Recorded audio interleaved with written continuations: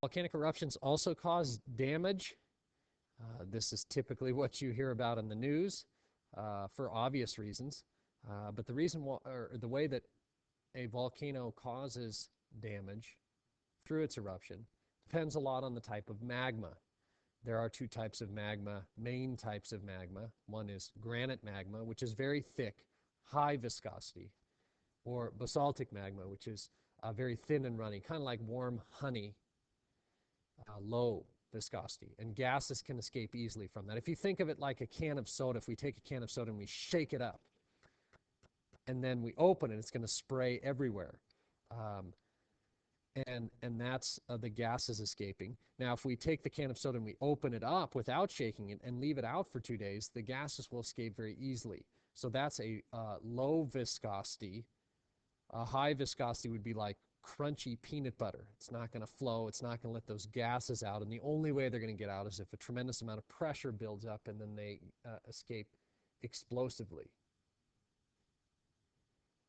So what's material that comes out of a volcano? Lava comes out of a volcano. Lava, you can see, is slow, and it's actually the least hazardous as far as loss of human life thing from a volcano. You can see in this picture on the bottom, the scientists walking right up to the lava flow without any worries. 7 people in recorded history have been killed by lava flows, and 6 of them just happened this last year. Ash is probably the most dangerous to the largest area because it can spread hundreds of miles away from the volcano, can cause engines to stop, collapse roofs, lead to mud flows and all kinds of other hazardous things. It's no good to breathe in. And so it is the single most hazardous thing that comes out of a volcano because it affects such a large area. Another thing is a lahar.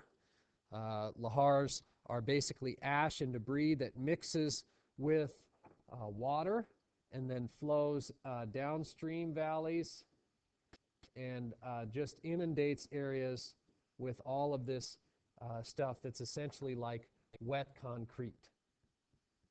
And that's what lahars do. They can travel up to 50 miles away from a volcano itself, just depending on the slope of the hill that they are traveling down. The next is what's called a pyroclastic flow.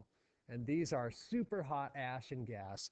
This is essentially what led to the deaths in Pompeii of so many people. This huge cloud of super hot ash and gas flowed down the hillside and wiped them out.